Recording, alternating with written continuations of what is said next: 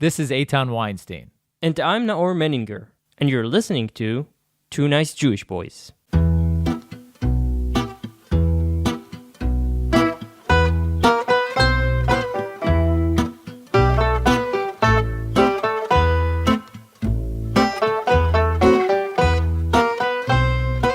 Picture this.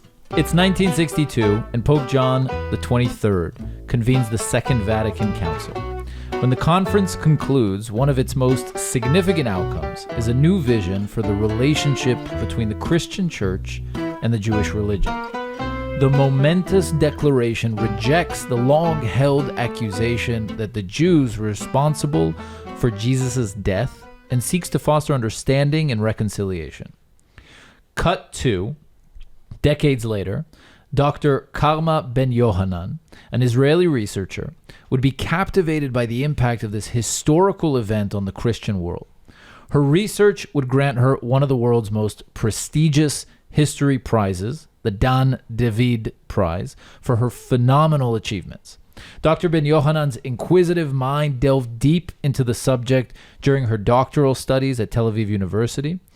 She was puzzled by the idea that in the 20th century, Jews were still a topic of concern in the Christian world. What were the origins of this guilt and the subsequent need for reconciliation?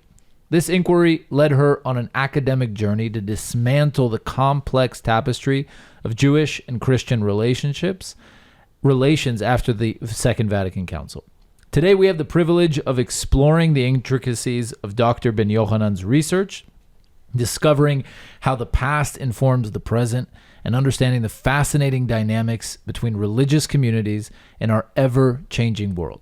Her work serves as an inspiration, bridging the gaps of understanding and shedding light on the complexities of interfaith relations. Dr. Karma Ben-Johanan is a scholar and senior lecturer and researcher at the Department of Comparative Religion at the Hebrew University in Jerusalem. Her book, Jacob's Younger Brother, was published by Harvard University Press and is available on Amazon, so get yourself a copy. We are delighted to have her on the show today. Thank you so much for joining us. How are you? I'm good, and thank you very much for having me. So how far back do we have to go? It's always that question with guests who are here to talk about history. Do we go back 2,000 years or 3,000 years? Where does it all start? When we killed Jesus, yeah.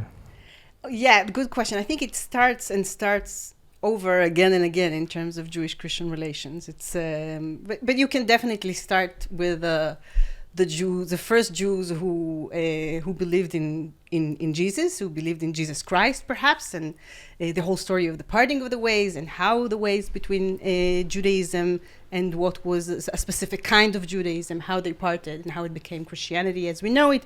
And then we're talking about a very long history of hostility, of rivalry. Of course, it's more diverse and more complicated than that, but we have a lot of antagonism on both ways, with the power relations always tending towards Christianity, or perhaps not always, but certainly since the Christianization of the Roman Empire in the 4th century. And then, to make a very long story very short, after the Holocaust, after the Shoah, things change, at least in the West. In Western churches, there is really a reconsideration of the Jewish-Christian relationship. So we're talking about a new era, so to say. Some would say an era of reconciliation between Jews and Christians. And this is also the starting point of my book. Okay. But, I mean, when did rivalry begin? I mean, why was there a need for reconciliation? Meaning, like, what is the most major? Because you look at World War II, and it's like the Catholic Church wasn't involved necessarily in the Holocaust, and it wasn't involved in communism, and so what's the biggest claim the Jews have against the Christians? Like, what was the biggest atrocity the Christians committed against the Jews? Right. So these are actually very big questions, and these are also the questions that the Christian churches, and especially the Catholic Church, are asking themselves. what is our relationship with the history of anti-Semitism, what's at stake now, should the Christian churches do something in order to amend terms with the Jews. So this is really, and also the question where this antagonism starts, whether it's rooted in the New Testament, whether the New Testament is anti-Semitic or anti-Judaic, or rather this is something that is evolving later, perhaps in patristic literature, perhaps even later, some would say that the turning point is perhaps the Reformation. We have Catholic thinkers also blaming Protestantism for making this turn from religiously based hostility towards something that is much more similar to anti-Semitism, whether this is whether Nazism, for example, is a strictly secular phenomenon or perhaps a neo-pagan phenomenon. Is it a heresy, or rather it's rooted within Christianity, because the Nazis were baptized Christians, even if they turned their back on the tradition. So all these questions are opened after the Holocaust. They're gradually opened. And in the Second Vatican Council, there we see, let's say, the authoritative moment where these marginal questions become central for the Catholic Church. And what was interesting for me is that it's actually not just a one-sided process where the declaration is rather clear, but that there are still, from then on, there are internal debates within the Christian communities in terms of how to relate to these questions. And another interesting question is like you formulated it. Why? It wasn't their fault, right? The Holocaust wasn't their fault, at least not their immediate fault. There are people to accuse in a much clearer way. So, and this is already part of my thesis, is that actually this is part of the way that the church renegotiates or reopens the question about its relation with modernity, its relation with human rights that are becoming, after the war, the central paradigm in the West. And it's time for the church also to revisit its relationship with liberalism after a very long time in which it was also in rivalry with this paradigm, with this ideology, with this political theory, or however you define liberalism. So my argument is that indeed the relationship between the church and the Jews should be contextualized within greater questions that the church is asking itself, also in terms of how to read scripture, whether it is possible to approach scripture through by the historical method, the academic method, and somehow marginalize the Catholic tradition through which usually the church looks at the scripture. Ecumenism, so how the Catholic Church relates to non-Catholic Christianities, considering the fact that actually it is with the Jews that the first schism, the first split within the history of Christianity took place, or the Jews are also important in this regard. So the Jews are somehow central in many intersections that the church now has to reconsider. It's not only a question of guilt, it's actually much larger. It's a question of the relevance of the church within late modernity, so to say. But isn't it safe to say that, like, throughout the medieval times, Middle Ages, and right up until the 18th, 19th, and even 20th century, like, yes, the church wasn't involved with the Holocaust or with Nazi Germany, but the roots for anti-Semitism and the Christian faith through those centuries, right, they were intertwined. So the ambience of Jewish hate, right, in which this petri dish in which Nazism flourished, right, it did, you cannot deny, it derived somehow from the Catholic Church. Exactly. Well, there is now the question of how we define anti-Semitism, because even the word anti-Semitism is late, and we tend to project it back onto previous periods. And this is why it's a bit complicated, and some scholars prefer to call it anti-Judaism. But for sure, anti-Judaism is part of the Christian perspective on Jews and Judaism. And we have persecutions, blood libels, we have expulsions. One of the moments that were really crucial for my research, I wanted to know something about expulsions in the Middle Ages. And I Googled something about expulsions of the Jews from Europe. And then I immediately got anti-Semitism in the 20th century in my face. So Holocaust, pre-Holocaust, all of these, this was the debate that came out visually.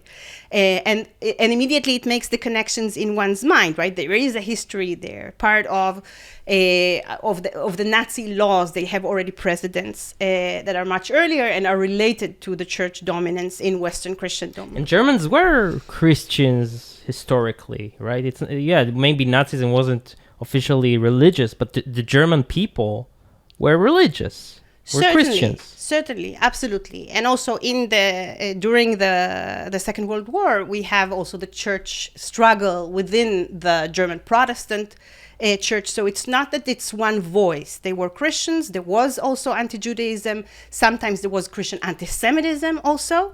But there are other aspects in the Christian tradition. And this is something that we tend sometimes to forget. And this is the fact, for example, that in the Middle Ages, the Jews were the only minority that survived in Western Christendom. And this was also because of the Christian heritage, because there was a special place for the Jews within the history of salvation. This is Augustine, the very important church father Augustine. And while his rhetoric is very anti-Jewish, and in this he's in line with other church fathers, he's also giving room to the idea that the Jews, since they adhere to the Old Testament, to the Hebrew Bible, and they want to fulfill the laws in the Hebrew Bible, even though they misunderstand the right meaning of the Hebrew Bible, which is actually pointing to Christ, they are still important because somehow they validate the Christian truth, the Christian truth claim. And therefore, they have room also for actual religious freedom within Christendom. And this helps, this really is, to a certain extent, we may say without exaggerating, that this is the reason why Jews survived in Ashkenaz, why they survived in Europe. So it would also be a bit too superficial to kind of sketch a very direct line between what we know as the epitome of modern anti-Semitism and what we have in the Christian tradition, which is very complicated in terms of its relation to Jews and Judaism.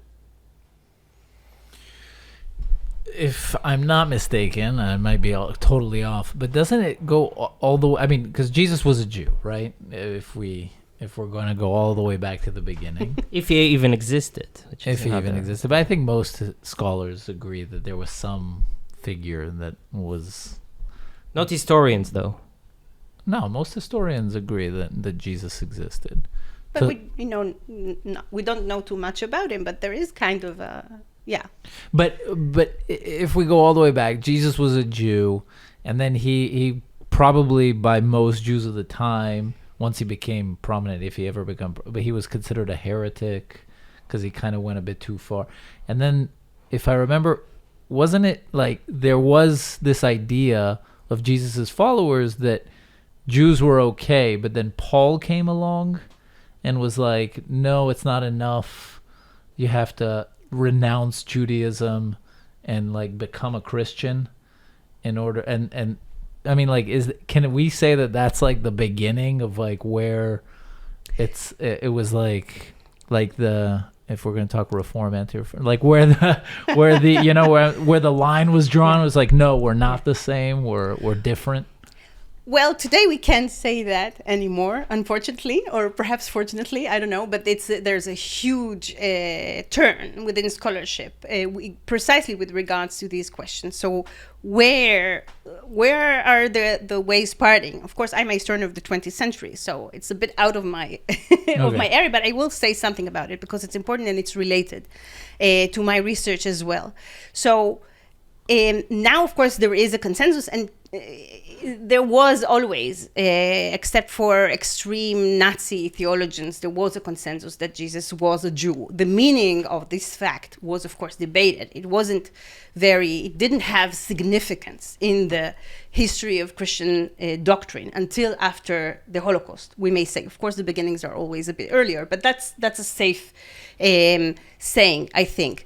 And while Jesus was a Jew, of course, Paul was considered, according to the Jewish consensus, we may say that he was considered the bad guy, right? The one that says that we have to, there is a need to obliterate the law, the halachic law, the Torah.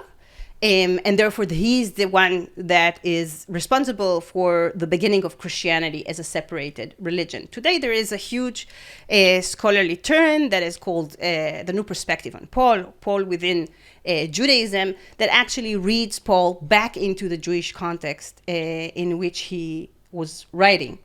And there, what these... Paul was also Jewish? Absolutely. He was Jewish. Yeah. He was also a self-acclaimed Pharisee, a self-defined Pharisee.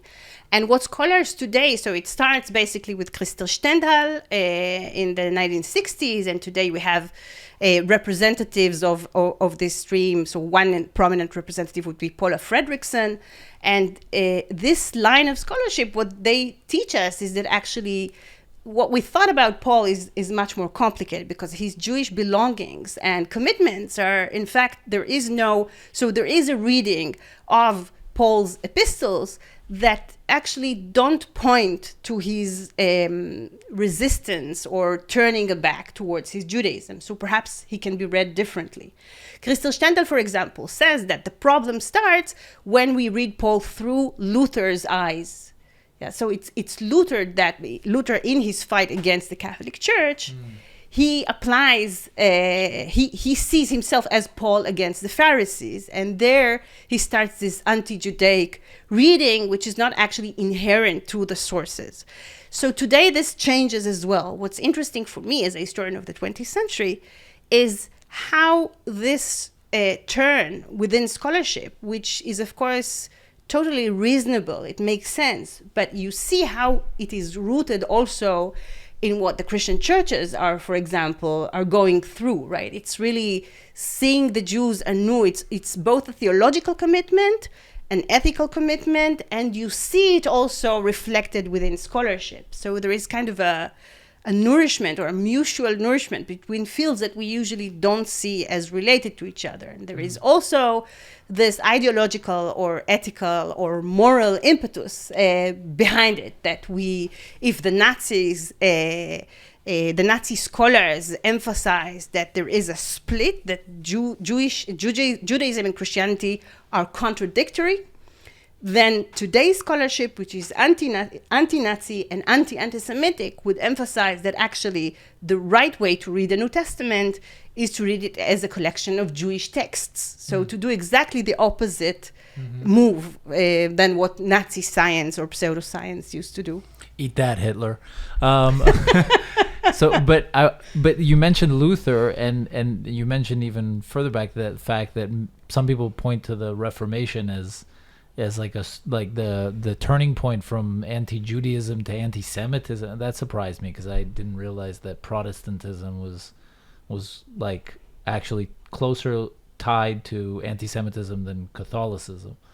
It's a question. There's no consensus about it. You find many, or not many, but prominent Catholic theologians pointing in that direction, for example. But what we can say about Luther, that on the one hand, Luther really repronounces some of the regular anti-Judaic medieval stuff, for example, blood libels and things like that. But his rhetoric is very, very strong, hateful, antagonistic. And what's the craziest thing he said? So he has if he was if there was a New York Post headline about like Martin Luther. I think he said Reuben sandwich is not that tasty. Yeah. I think that's the. What was that? What would be the headline? Like, what was? Do you have something like a quote? Well, there are a few important works in this regard, but the most famous one is probably on the Jews and their lies, and their. That's a great start. Yeah, absolutely. So there. What does he write in it? Like, so there are a bunch of arguments there, but one of the important things is that their synagogues should be ruined. There are all kinds of hints that perhaps it should be even worse than that, and there are also slanders against the Talmud there. And we see, by the way, within Nazism also the Talmudic Jew. That the Talmud is something that cannot be uprooted from the Jews, even assimilated Jews that they have nothing to do with the Talmud. Their Talmudic character is still very strongly within them. And what's also interesting is that Luther was also aware of anti-Christian Jewish rhetoric, and we see how anti-Judaism is always nurtured by what they know about Jewish antagonism towards Christianity. So that's... and Germans, by and large, were Protestant, not Catholic?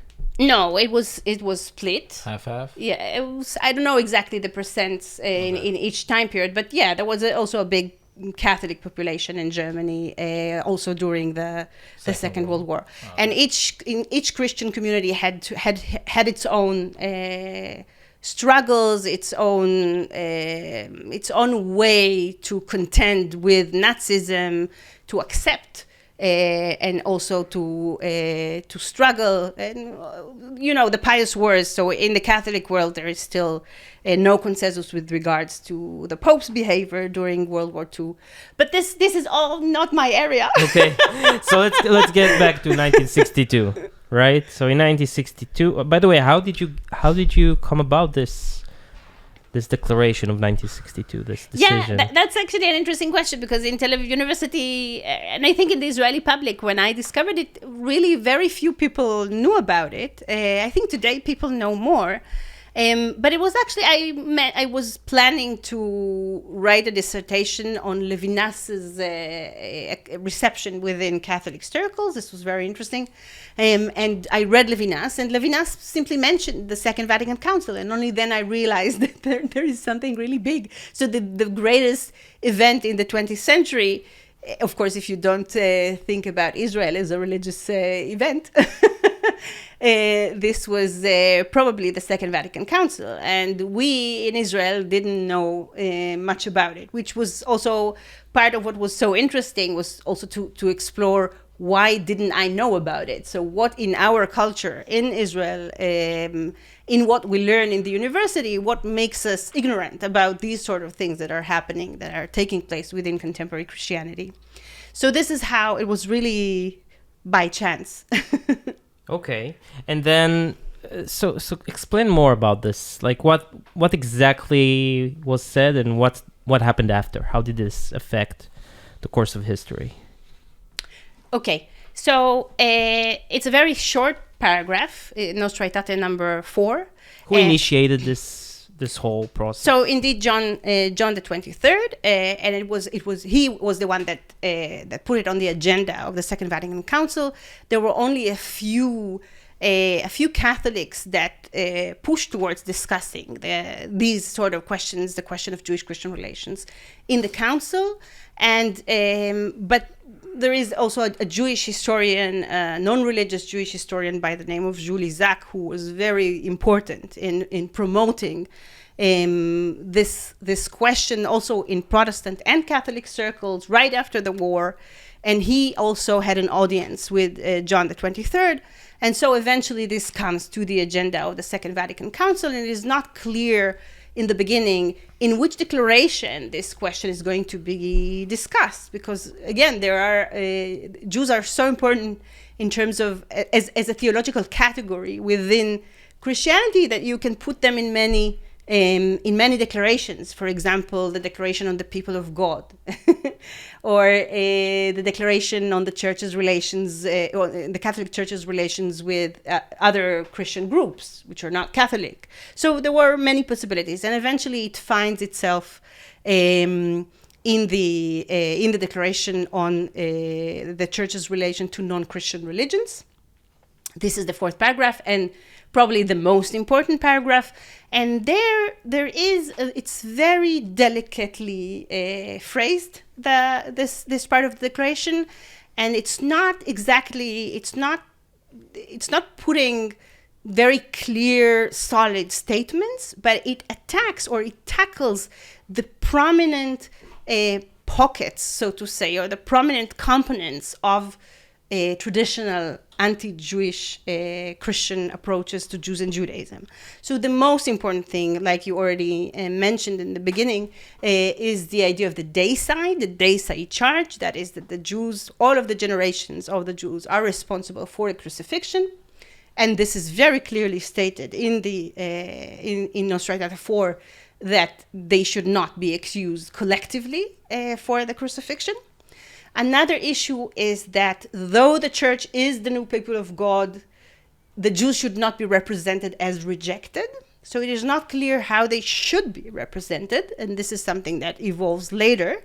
But it is clear that they should not be presented as if they are rejected or accursed, and that this is not the spirit of the gospel. So it's very clear in terms of how to read the New Testament, and that one should not read the New Testament as pointing to the rejection of the Jews. And of course, this tackles the traditional Christian approach towards Jews and Judaism that today we call supersessionism.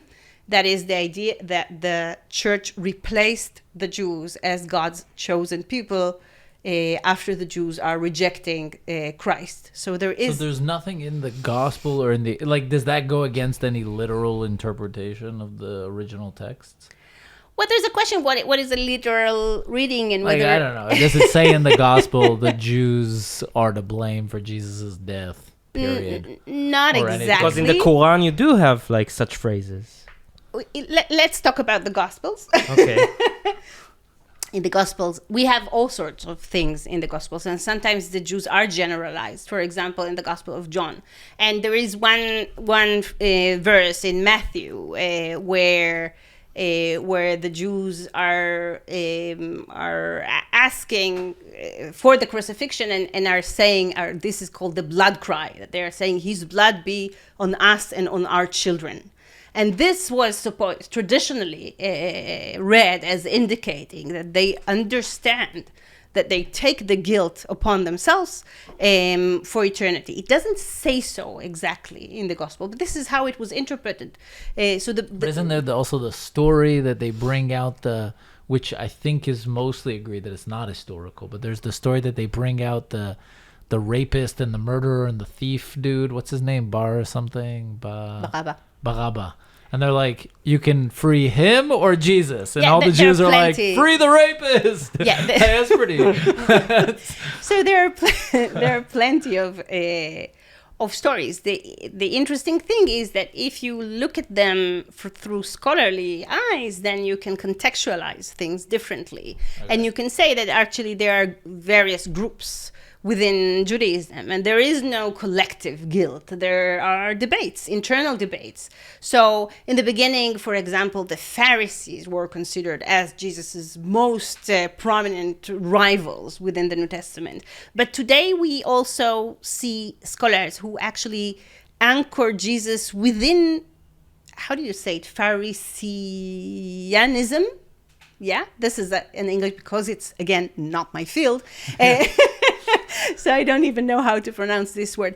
But anyway, it's much more complicated. Sorry, I keep taking us back. Yeah. 2,000 years ago. But that's understandable, and it's related, of course. But and I have to know something about that. But indeed, from our perspective as 21st century people, what is interesting is that everything, what we thought was literal, or that it's you have to really struggle against reading the Gospels in one way. Today we see paradigmatic shifts in terms of how we can approach these texts. The problem is, however, and this is an important point, is that you really need a professional ability to read scriptures in order to read them against so many centuries of anti-Jewish traditions of reading. So you have to have a biblical scholar by your side in order to read differently.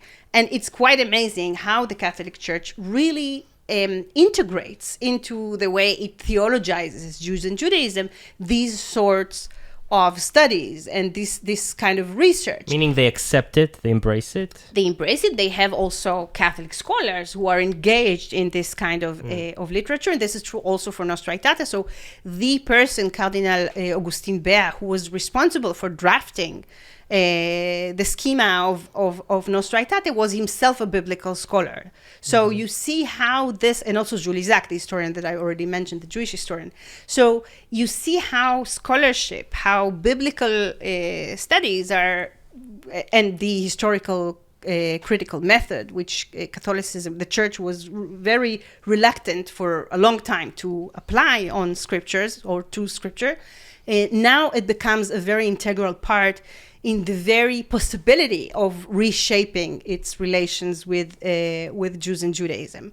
But when we start, so of course this means that sources and resources have to be available for the Church to be able to continue taking part in this sort of endeavor. And if this will no longer be a priority in terms of, we're far away now from the Holocaust, and if it's no longer a priority and the Church has other things to do, and of course it does have several important things to do, then this would mean that very easily all of these anti-Jewish traditions can pop up once again. So this is one of the dangers, so to say, that we're facing, especially when the historical memory of the Holocaust is very prominent in certain parts of the world. But now these are not necessarily the parts in which the Church is very strong. And if the Church is very strong in places where the Jewish population is very small and there is not much knowledge of Jewish history and Jewish Christian history, then very easily you won't have those professional readers that can assist Catholics in rereading the New Testament without anti-Judaism, and everything can return. But it seems like it's less an issue of having those scholars and more having someone who is conducive to hearing their interpretation, right? I mean, is it more about who's standing at the helm of the Catholic Church, who is sitting on the chair of the Pope, and less about, meaning it seems like Pope John XXIII had this what would you say his name was? Julie Zach, this historian who he knew somehow. Right? I mean, it's less really about like them as a commodity, but more just like who's willing to listen to them. To them, as in to whom? To scholars who are interpreting right. the scripture in this way. Yeah, right. You can say that it's about a cultural atmosphere. Yeah. And of course, scholarship, for example, now we're talking a lot about post-colonial scholarship. So this would also entail certain biblical readings, which can be very validated in terms of its scientific contents, but it's still very much related to the zeitgeist, right? It's also about what are we interested in now, and scholars are also applying. What is interesting for them culturally and politically will eventually also find its way into their methods, into their lenses when they study scriptures. And this is true also for the religious, right? So for them as well, they would listen, they would be attentive to the trends, to the scholars, to the representatives of trajectories that are very important in terms of where the Church is going. And at this point in history, that is in the 60s, So Judaism was or the relation with the Jewish people was very much on the agenda. There is a question whether now this is the case and to what extent it is central for them also to be in tune and to know about the very recent scholarly innovations of biblical scholars, contemporary biblical scholars. But didn't they, if I remember correctly, maybe it's a continuation of the 1962 declaration, that a few years ago also the Catholic Church apologized about the Holocaust or something like that? Do I remember correctly? Yeah, so this brings us back to the question that I didn't answer, which is what happens after. Exactly, yes. And Thank you, Eitan. And the whole book That's is what actually... we can blame about him. to ask. The whole book is actually about that, Yeah, right? yeah. So thank you for bringing this back. So yeah, things are still happening on this front, which is very interesting. The latest, let's say, official declaration of the Catholic Church came out in 2015. The apology is 1998. So I think this is what you're talking about, because there were many sorts of apologies from various groups within the Curia and within the church, bishop councils declarations in different places of the world. But in 1998, there was... Maybe I'm confusing with them apologizing for raping children. Maybe I got it. Yeah. Well, all the institutions... Awkward silence. All the institutions have a lot to apologize for. Yeah. Unfortunately, they had a long time. So if we take, let's be Catholic theologians for a second, okay. Right? Our histories are full of sin of all kinds. So, and now we can stop behaving like Catholic theologians and go back to our scholarly conversation. So what was I saying? Right. So 1998, we have a declaration called We Remember, a reflection on the Shoah. And there the church really gets involved, or the Council for Religious Relations with the Jews, if to be more precise, gets involves itself in thinking about the question, what was the church's responsibility for the Holocaust, whether we're talking about how Catholics behaved during that time, or whether we're talking about the roots, right? What we already mentioned, whether it's a coincidence that the Holocaust occurred precisely in Europe with its long Christian tradition, whether it's only a modern phenomenon, or rather it has really Christian roots. And so, and they formulate a very delicate response to that, a carefully phrased response. There was a lot of criticism about this response as well, but we also should acknowledge the fact that something like this has happened, right? Even this, and they didn't just take it off their shoulders. It's not the case. It's a nuanced declaration. Anyway, but what happens in 2015 is that there is a new declaration that follows up on a statement that John Paul II has made in 1980. And according to this statement, the covenant between the Jews and God was never revoked. Yeah, the covenant that was never revoked by God, which is very interesting because it follows up something that it already exists in Nostra Aetate number 4, but it's not fully developed there. And this is really the question whether the Jews are still the chosen people, right? Whether there is a continuity in terms of the election. So this is now on the agenda in a very blatant form, a much more overt form than it was in the 60s.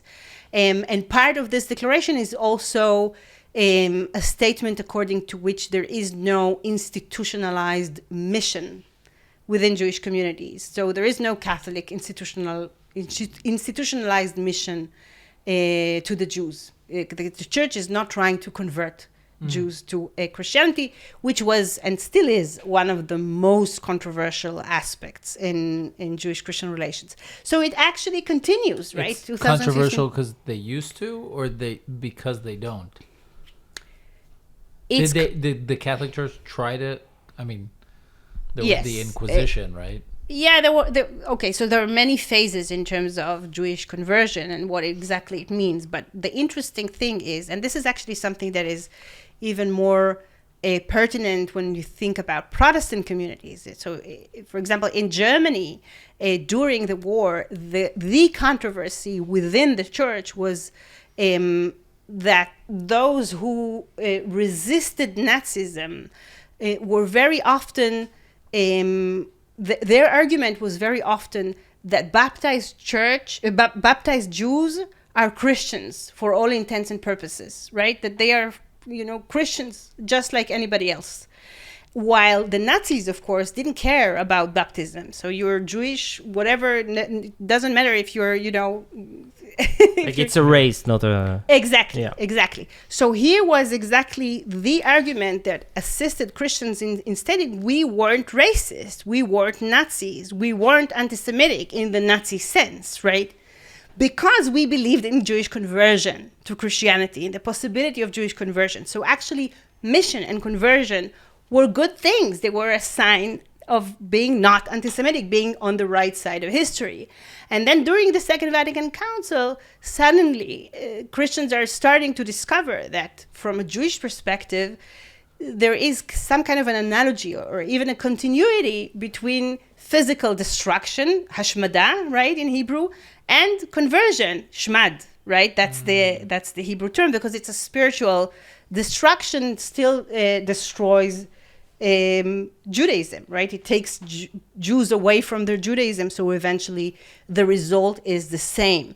And this is a very hard thing because mission is very central. I think we as Jews, no matter as Israelis or not, it's very hard for us to understand that mission from a Christian perspective is actually a very good thing to do. You're really trying to convert. Not to convert, but to disseminate the blessings, right? The good news, the gospel. You want everybody to know about this good news. This is something you can. This is the way to show your love to humankind. You can't save this love from Jews. So here there is a clash, and we still see. Not only in the Catholic Church, but in the entire Christian world is divided with regards to this question of mission, especially mission to the Jews, but not only. But Catholicism really went a step forward in terms of the statement of 2015 that there is no institutionalized mission. Yeah, but this is still something, which today in Israel, for example, the anxiety with regards to Christian mission is very, very strong until this very day. It's been in headlines recently, and also, from what I understand, you in one of your areas of expertise is like the conflicts and the tensions between religions, specifically Judaism and Christianity. So what you say basically, it's a two lane street, right? Nowadays. Yes, absolutely. So there is something a bit paradoxical in the fact we had this, right? Even if Jews, naturally, when we talk about the power relations between these two communities, then it's not a surprise that Jews had certain resentments towards Christianity as an institution, as a religion. And this is something that was very much suppressed within Jewish communities because of their anxiety, because they had to be careful in terms of how to not to offend Christians, not to touch Christian sensibilities. And somehow with this process of reconciliation on the one hand, the state of Israel and the fact that there is a Jewish majority here, so this carefulness is a bit less in place than it used to be. And we see also the hard stuff within the Jewish tradition are surfacing. And in a sense, it's not surprising, but it can be quite difficult to observe sometimes. So, We saw recently in Jerusalem Jews who spat on Christians. We saw some kind of like provocations, I guess. We saw Haredi religious who come to pray, I think, right? Next to a big church in Jerusalem and also in Haifa. That's Haifa, Yeah, and so how do you see it as from your point of view, those events? Yeah. So maybe Haifa is a bit different because there we see the Berland-Breslav community, which is very radicalized. Cult. Yeah, it's a cult. Exactly. So it's really annoying, and perhaps the context is actually that this antagonism towards Christianity is on the rise, but this is still something that it's a special case, right? That cannot be generalized, however. But what we do see is, first of all, this phenomenon of the spittings, right? That if you happen to wear, religious garments of Christian religious, then there is a chance that you're going to be spat at, or that some version of an Orthodox Jew will spat near you to express their contempt, right? That's something that we now see. It's actually not that new, but it's getting trendy. Yeah, it's getting trendy. And one of the reasons that those, the communities from which the spitting people are coming from, they are mentioning mission very often. They are mentioning that they are fighting against a Christian mission. And this is really strange because the people that they are spitting at are usually exactly those Christians that would never missionize Jews. While those who are missionizing, which are often evangelical communities and people that you don't see that they are Christians. They don't wear these sort of garments. And it's usually, right, it's the Catholics that can come from Europe sometimes or from Western states, but mostly the local communities that get those spittings and those expressions of contempt. So these would be Arab Christians, Armenian communities, and they have nothing to do with mission. So there is something very difficult in that. And yeah, how you deal with on the one hand, we know now that, and if we look back also, the Jewish tradition, of course, also like Christianity, it has many trajectories that point in very different, in different directions. But now in this specific constellation, we see also how all of the positive things, religious freedom, Jewish-Christian reconciliation, etc., are also paradoxically surfacing those antagonistic parts, and we see it also in halachic rulings. So my research is not about spittings and these sort of very physical expressions of resentment, but it is about halachic literature, about theological literature, and there it is very clear that there is now an attempt of Talmidei Chachamim, of scholars of traditional rabbinic Judaism, also to rethink those parts in the Jewish tradition that were censored or were somehow suppressed because of the attempt to come to terms with Christian censorship or with Christian sensibilities or with the Christian rulers, etc. For like what, for example? Like what was censored? Yeah, so that's it's a very fascinating topic. But the Talmud was censored. So places where things are written about Gentiles, for example, were turned into sentences about idolaters very specifically in order not to offend Christian sensibilities. When Maimonides, for example, speaks about Christianity and he says some very harsh things on Jesus, then these things are totally obliterated. It was easy for him because he lived in a Muslim country. Yeah. So it was easier for him to. Oh, but yeah. It was easier. But Egypt was also Christian, no? But what's interesting about Maimonides is that he's actually adapting Islamic polemics against Christianity, because Muslims, of course, were also had difficulties with certain doctrines within Christianity, and we see how the Jewish sages that lived in Muslim countries are adopting those sort of the Muslim philosophical polemical traditions with regards to Christianity, and later on these Jewish traditions that are influenced by Islamic traditions are moving to Europe and serving Jews against Christians when the Christian pressure for conversion is getting stronger as the Middle Ages are progressing. In any case, it's a very complicated So how history. was the censorship done? Like, did they reprint? They just ripped who? The rabbis? No, it's blackened. Who blacked okay, it? that's another good question. Again, not in my field because it's 16th century, but let's say something about that. Anyway, so we have Christian censors that are very often converted Jews, so they know the Jewish tradition right from within, and they also know Christian sensibilities, and so they are responsible for saying which parts of these traditions should go. But later on, this is something that is also implemented within the Jewish communities without the need for a Christian to tell them, what's wrong, what's the problem. And then we have a question whether it's always, it's always something that is done only externally, while within those traditions are maintained, and also the antagonism towards Christianity, which is obliterated.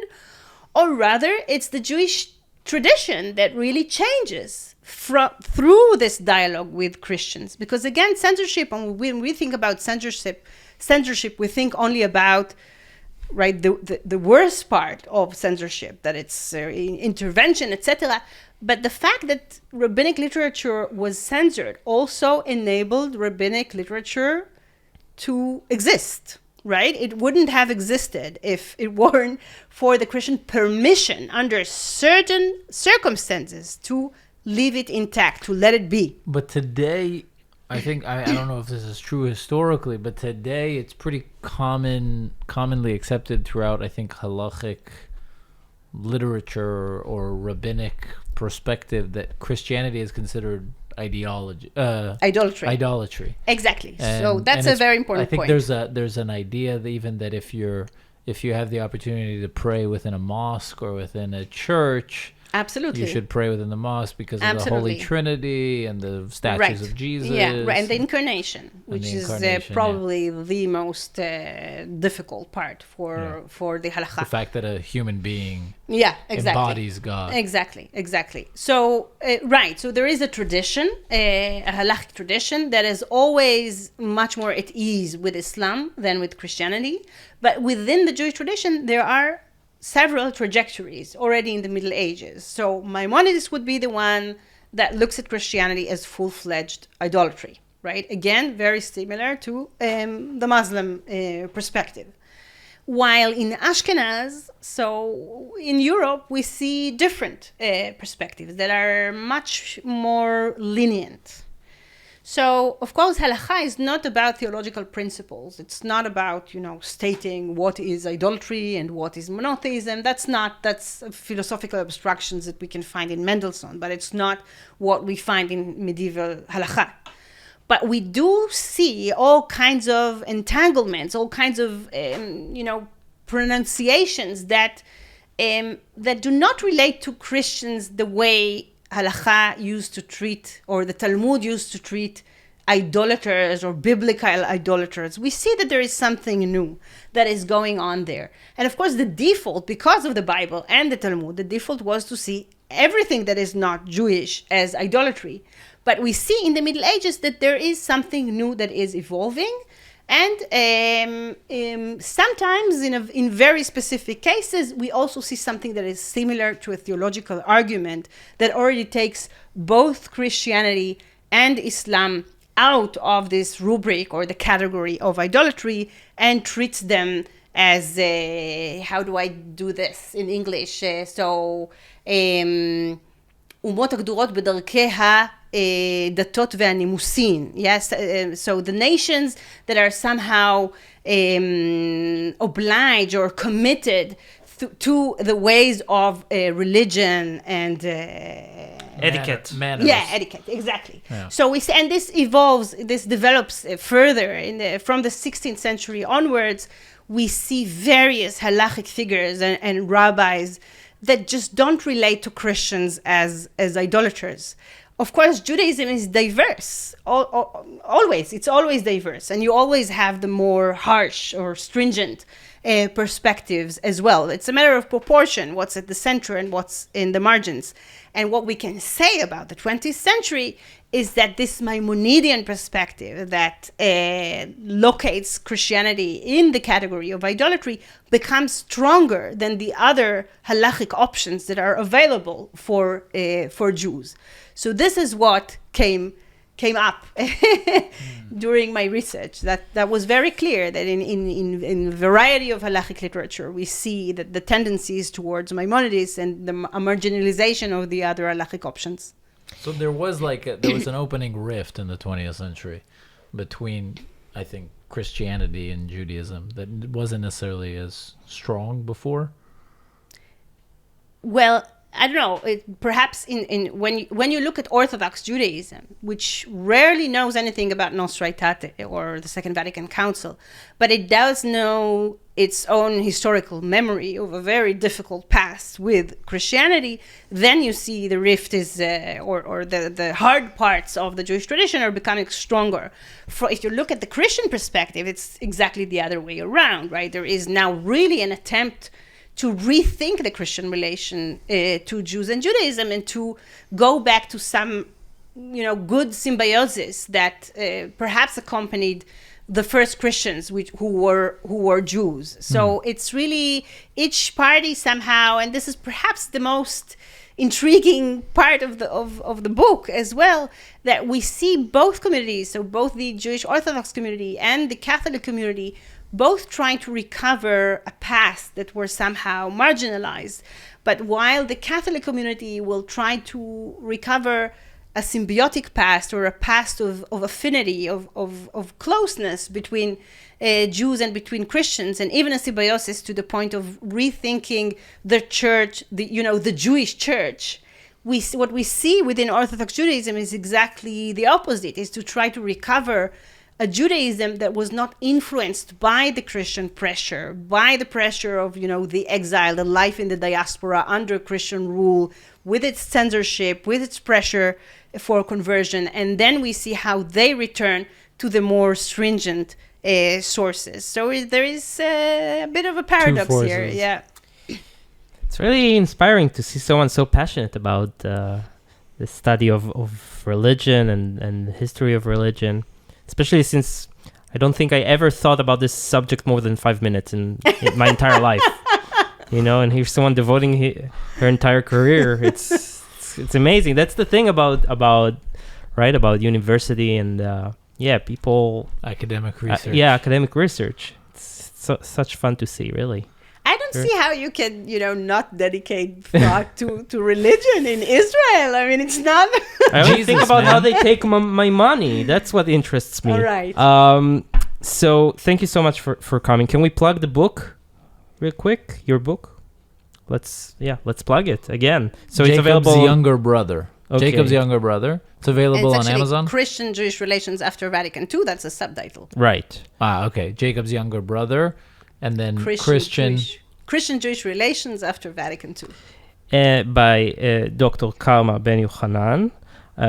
Amazon, other place, is it Harvard still University Press? Okay. So that's also on discount. On their website. Is there an ebook? I think so. I think, yes. On Amazon, it's an ebook, too. Okay, yeah, great. I think so, Okay, yes. Great. People can reach out to you. I saw your email is everywhere, so feel free. Yeah, with pleasure. Yeah. And thank you so much for coming. It's been really fascinating. Thank you for me inspiring. too. I really enjoyed the conversation. Thanks a lot. Thank you. See you on the next one, guys. Bye, guys. Bye.